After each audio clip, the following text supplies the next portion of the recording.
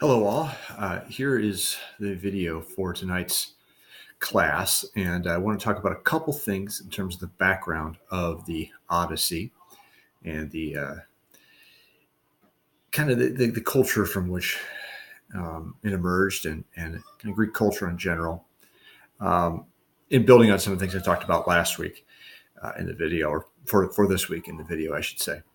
Now, our first point here is that you're going to see in chapters 1 through 4, or you did see, hopefully, as you read, that there's a lot about the education of Telemachus here. I'm really drawing on Daniel Mendelssohn's book about this called An Odyssey, which is an interesting book where he talks about how his um, father and his relationship has some parallels with the relationship of Odysseus and Telemachus. And he weaves his commentary about the Odyssey with his childhood, and then also his father late in life, around 80 years old, if I remember correctly, uh, took his took Daniel Mendelssohn's class and on the Odyssey and discussed it along with Daniel and his college students, and it's an interesting book. Anyway, the Telemachy, books 1 through 4 of the Odyssey, is a commentary here on, not a commentary, it's a story of Telemachus and how he is getting ready for Odysseus to come home, although he doesn't really know it yet. But it's part of the exposition of the story. If you look at your handout on the um, terms for humanities, one of the phases or one of the parts of literature, oftentimes part 1 is exposition, where you have to tell the reader what's going on in the story. Now, Telemachus is back at Odysseus' house on the estate. Odysseus is king or chieftain of Ithaca, and he hasn't ever had a father.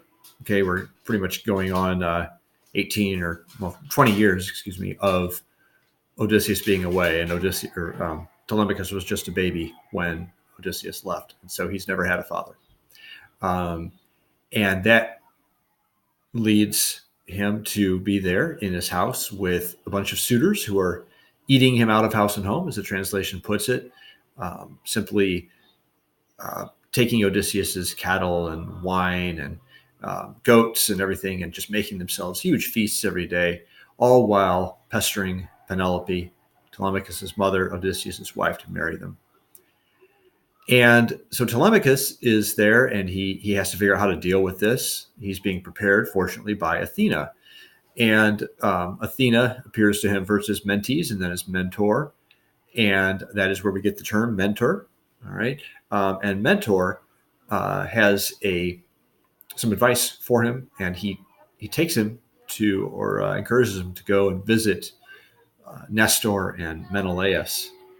Okay, and these are also heroes of the Trojan War. Nestor was the great counselor, an old man, even at the time of the Trojan War, who had seen the earlier heroic ages. And Menelaus is the brother of Agamemnon. And he goes to both those places and learns about them. And so we see here the education of Telemachus in how to be a man, how to be a ruler, how to be a head of a household. Okay.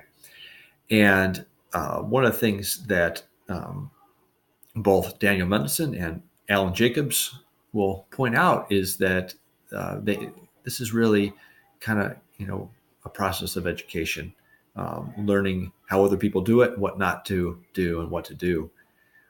And as Mendelssohn says, that quote from him here, Homer's skillful manipulation of the parallel homecomings of Nestor, Menelaus, and Agamemnon reminds us of a familiar psychological truth, that a strong sense of what our own family is like and what its weaknesses and strengths are, the relative degrees of its conventionality and eccentricity, its normalcy or pathology, is often impossible to establish until we are old enough to compare it intelligently with the families of others. Something we start doing only when we begin to perceive, as happens at the end of childhood, that our family is not, in fact, the entire world. Okay. And so that's part of the education process here.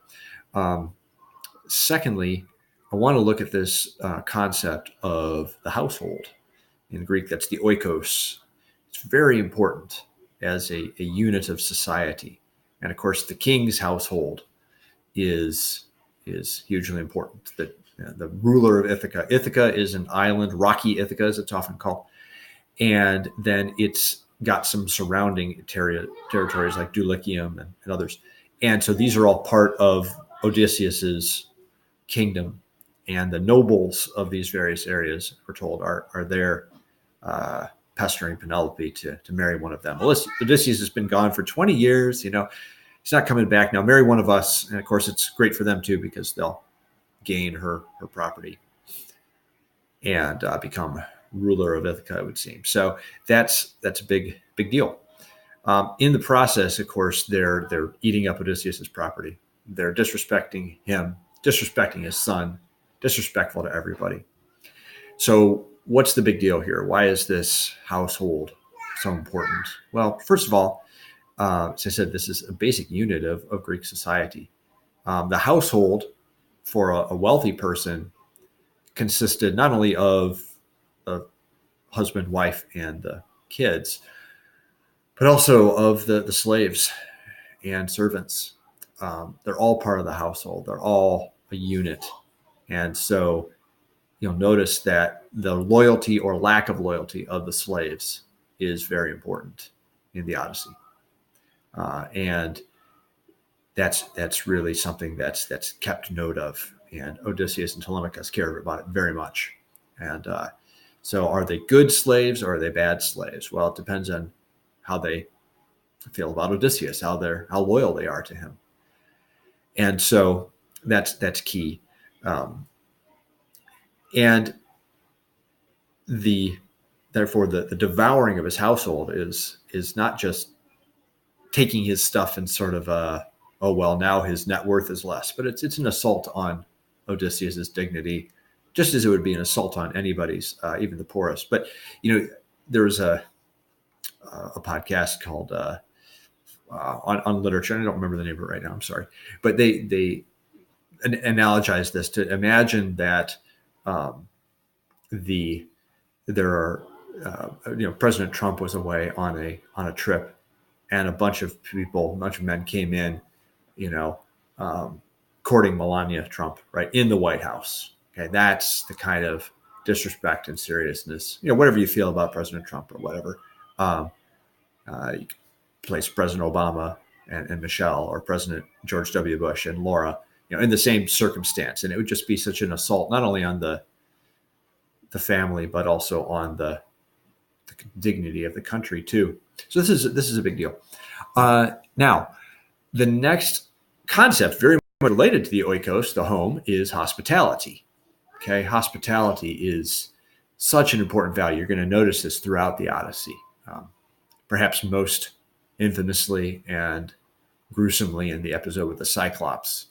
But Odysseus is very interested in hospitality. We'll see this in the reading for next week, for week 5. Odysseus is very interested in hospitality, and he is unknowingly suffering an egregious violation of hospitality at his own home. So what's the deal with hospitality? Well, Alan Jacobs writes that, you just, in this period, hospitality is so important because people who are strangers are going to be vulnerable.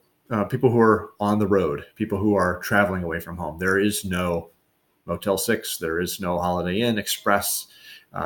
You have other people's homes in most cases, or sometimes some inns. But the obligation to receive somebody into your household who's a traveler is so key. There's a famous tale about it where Baucis and Philemon, not the Greek god Bacchus, but Baucis and Philemon, are two elderly people who take in mysterious travelers, and it ends up being Zeus and Hermes, and they're blessed by them. So showing kindness to strangers is very important. Okay. And in fact, that's part of what the word hospitality has in it in Greek, which is showing and welcoming strangers. So, first of all, we see this horrible violation of it. Okay, the violation of hospitality of Odysseus, as the suitors have just set up camp and are abusing hospitality. And then we see Telemachus as he is going with Mentor to Nestor's house. Okay, and Nestor receives him openly and generously. And then there's a little more hesitant reception at Menelaus's house. Okay. And again, the idea is Mentor wants him to see this. I'm drawing again from Daniel Medicine and from Alan Jacobs. Mentor wants him to see what's it like to run a household and to be generous to strangers and taking them in. And you also see that Helen and Menelaus are back together.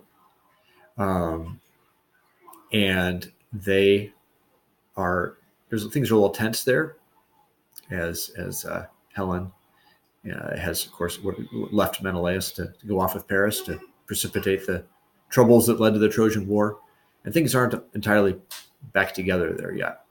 Helen wants to drink something that will make her forget. And it's just not as happy a home as one might hope. And then, of course, we also learned about the ultimate nightmare homecoming, which is Agamemnon. When in the first book we saw he's come home, his cousin has taken his wife Clytemnestra, and they murder him when he comes back. Aegisthus strikes him down, and then Orestes comes back and kills Aegisthus and his mother Clytemnestra, which is praised in the book, right? Oh yeah, that's how you do it. That's how you defend your house. So and defend your honor. Take vengeance on your father's murderers. So we're seeing here family, household, hospitality is all part of this. What it means to be a good person in ancient Greek culture. So I hope that helps a bit. We also see the world in which they believe that they live. Lots of gods taking on human form, going into the human world and making a difference, as we see with Athena making herself a mentor to Telemachus. We see that there's a world of omens. You may remember in book 2 where there's the 2 eagles fighting in the sky during the council meeting on Ithaca. And well, what happens there? That one of the wise men says, who's very good at reading these omens, yes, Odysseus is going to come back and take it out on you horrible suitors. And one of the suitors says, you don't know, there's lots of birds. And that seems to be a pretty clear example of something that Greeks were supposed to avoid, which was hubris, right? Pride, overweening pride that was almost a violent kind of pride has been described. And you get a clear example from a wise man. Hey, you guys are on track for a real reckoning with this man Odysseus. And they say, you don't know what you're talking about. All right. And so that's a foreshadowing, to say the least. These suitors are, many of them, extremely proud, arrogant, selfish, and they don't care about wisdom. And so that'll be a part of what we're seeing here too. All right. I hope you are staying safe and warm. Please let me know if you have any questions. Thank you. Bye.